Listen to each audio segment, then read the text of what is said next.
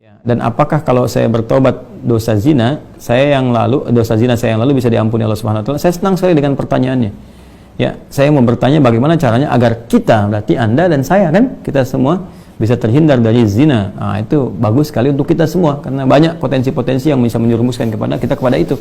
Ya, baik misalnya dari zina mata, zina telinga, zina mata melihat hal-hal yang nggak pantas untuk dilihat. Ya, kebiasaan-kebiasaan yang buruk, kemudian zina telinga mendengar kalimat-kalimat yang kotor yang mengarahkan pada hasrat seksual pada tempat yang tidak benar, ya, dan perbuatan-perbuatan yang juga sekarang banyak sekali perangkat-perangkatnya. Semoga Allah hindarkan kita dari itu. Termasuk juga iklan-iklan, ya. Saya tuh sering kalau lihat misalnya baca ada komentar tunjukin admin kan, oh, kenapa Ustaz ini kok ceramah tapi iklannya snack video? Itu kan algoritma YouTube dari kebiasaan Anda aja nih. Jadi kalau Anda kebiasaannya lihat yang begitu atau klik yang begitu, datangnya yang seperti itu. Tapi kalau Anda kliknya misalnya yang baik-baik, ya, atau iklannya muncul ketika ada, itu kan dari kebiasaan Anda buka kan itu algoritmanya tersusun dengan kebiasaan kita buka laman apa dan sebagainya. Jadi Anda sendiri sebetulnya yang mengkreasikan itu. Jadi mengkoreksi untuk membuka sesuatu itu yang benar sehingga nggak datang iklan-iklan yang nggak diharapkan, gitu kan? Baik.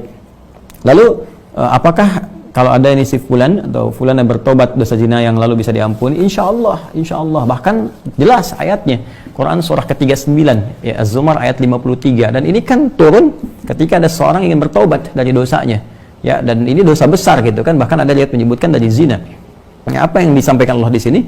Qul ya ibadiyalladzina asrafu ala anfusihim la taqnatu min rahmatillah. Ya, innallaha yaghfiru dzunuba jami'an. Ya, wahai hamba-hambaku, masih disebut hamba, dianggap hamba, diaku hamba oleh Allah Subhanahu wa taala. Ya, kata Allah, "Hei hamba-hambaku," katakan Muhammad SAW kepada hamba-hambaku yang israf berlebihan. Jadi israf itu udah standar tertinggi dalam dosa. Ya, jadi ada khata, nanti ada al-afu pasangannya, ada dzambun, ada ghafir pasangannya. Al-ghafir Quran surah ke-40 misalnya ayat 3, ghafiridzambi dzambi wa qabilit taubi. Kemudian ada naik lagi dzunubun, ada ghafar pasangannya seperti surat Nuh ayat 10, faqultu astaghfiru rabbakum innahu kana ghaffar. Ada ghafur. Kalau naik lagi dzunubun ma'adzulmi, jadi khata'un, dzambun, dzunubun ma'adzulmi pasangannya ghafur, kemudian israf pasangannya rahim. Ya, israf pasangannya apa? Rahim. Makanya disatukan di Al-Baqarah ayat 286 kan? Rabbana la tu'akhidna in nasina aw akhtana khata'. Rabbana wa la tahmil 'alaina isran kama hamaltahu 'alal ladzina min qablina. Itu dzambun dan dzunubun ma'adzulmi. Rabbana wa la tuhammilna ma la taqata lana bih, seperti israf. Wa'fu 'anna al-'afu waghfir lana, ghafir, ghaffar dan ghafur, warhamna rahim. Nah, tingkat tertinggi ini dosa-dosa besar, seperti zina kan dosa besar. Yang membunuh dosa besar. Maka kata Allah, "Qul ya ibadiyalladzina asrafu 'ala anfusihim," hai hamba-hambaku yang pernah berbuat israf. Mungkin ada sebagian yang pernah zina, pernah membunuh, dosa-dosa besar, ya, pernah korupsi, mau tobat dan sebagainya. Masya Allah, ya, alhamdulillah. Dia mau tobat, mau kembali karena mungkin doa orang tuanya, doa sekitarnya, kesadaran dirinya, kan? Kemudian la taqnatu min rahmatillah, jangan putus asa dari rahmat Allah Subhanahu wa taala. Innallaha yaghfiru dzunuba jami'a. Allah akan mengampuni dosa-dosa itu seluruhnya sepanjang kamu mau tobat. Sepanjang mau tobat. Makanya Allah itu sangat menyukai orang-orang yang tobat dan berusaha kemudian kita mendekat kepada Allah. Dan Allah pun berikan jalan sampai titik terakhir dia, sampai nyawa di kerongkongan. Kan yang paling viral itu kisah Firaun kan? Ya, Firaun, Allah menerapkan keadilan, memberikan contoh kepada kita. Ini Firaun, Firaunnya, ya, yang merasa paling kuasa, hobi bunuh orang dan sebagainya, zalim dia, masih diberikan kesempatan untuk tobat dengan diberikan bimbingan dari dua nabi. Kurang apa coba Musa dengan Harun? Ya, diutus untuk Firaun.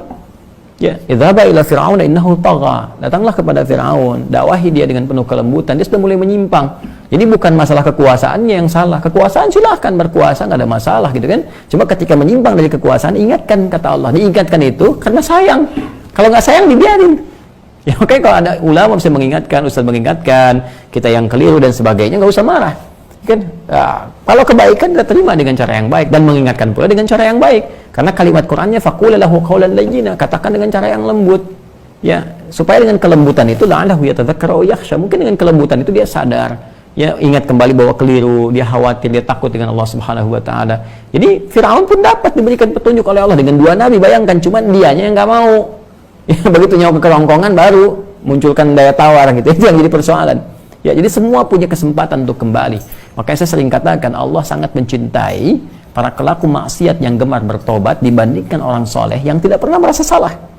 Ya, jadi saya support teman-teman saudaraku ini atau saudariku, kembali kepada Allah, ya, dan tutup semua, jangan diungkap kemana-mana. Kalau sudah berdosa, taubat kita kepada Allah, minta maaf kalau terkait dengan hak-hak manusia, setelah minta maaf berbuat lebih baik terus, dan lupakan itu semua, berbuat lebih baik, lebih baik, lebih baik, sampai kita merasakan kebaikan itu nikmat dilakukan. Itu halawatul iman namanya.